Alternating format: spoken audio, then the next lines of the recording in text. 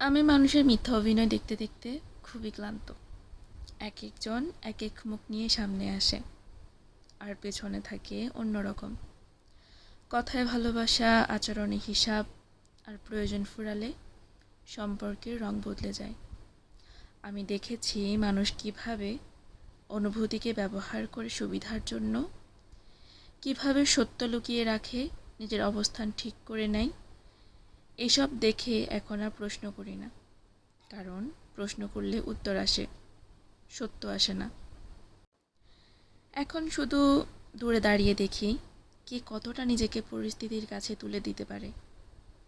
এই দেখার ভেতরে আমার ক্লান্তি জমে, আর সেই ক্লান্তি ধীরে ধীরে আমাকে বদলে দেয়। আর এই বদলে দেওয়ার মধ্যেও কিছু অনেকটা শান্তি জমে থাকে। এই জীবন চলতে থাকে নিজের গতিতে। তো ভিডিও দেখতে দেখতে কি ভাবতেছেন, কি রান্না করছি? এটা হচ্ছে ডিমের কোরমা। প্রতিদিন তো সেম স্টাইলে রান্না করা হয়, আর ডিমের কোরমাটা পোলাও দিয়ে খেতে বেশি ভালো লাগে। আর যে খাবে সে বলতেছে প্রতিদিন আর এভাবে ভালো লাগে না, আজকে একটু ডিম যদি রান্না করো তাহলে অন্য স্টাইলে রান্না করো।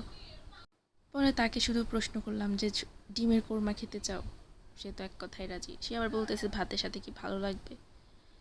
পরে বলতেছি যে নাই, মামার থেকে কানা মামা ভালো না, যেহেতু ডিম খাবে কোরমাই খাও, পোলাও আর ভাত দিয়ে কি করবে।